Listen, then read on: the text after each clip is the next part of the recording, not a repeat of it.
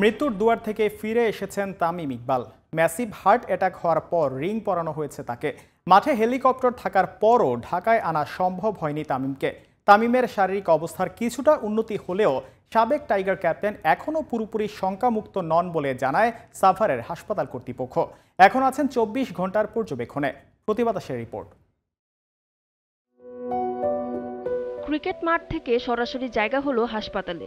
Massive heart অ্যাটাকের পর গাজীপুরের কেপিজে স্পেশালাইজড হাসপাতালে ভর্তি হয়েছেন তামিম। পরে এনজিওগ্রামে ধরা পড়েছে হার্টে ব্লক। ঢাকায় নিয়ে আসতে হেলিকপ্টারও প্রস্তুত ছিল বিকেএসপিতে, কিন্তু অসুস্থতার কারণে তাতে আর চড়া হয়নি তামিমের। পরে হাসপাতালে আবার নেওয়া হলে রিং পরানো হয় তাকে। বিকেএসপি ৩ নম্বর মাঠে শাহিনপুকুরের বিপক্ষে ম্যাচের টসের পর হার্ট অ্যাটাক করেন তামিম। এরপর যা ঘটেছে তা আগেই বলা হয়েছে।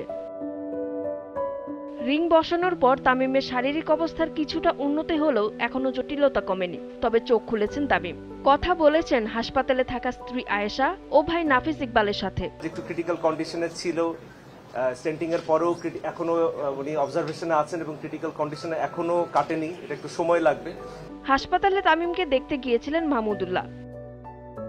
এছাড়া মুশফিকও দেখেছেন তার দীর্ঘদিনের জাতীয় দলের সতীর্থ ও মোহামেডানের টিমমেটকে।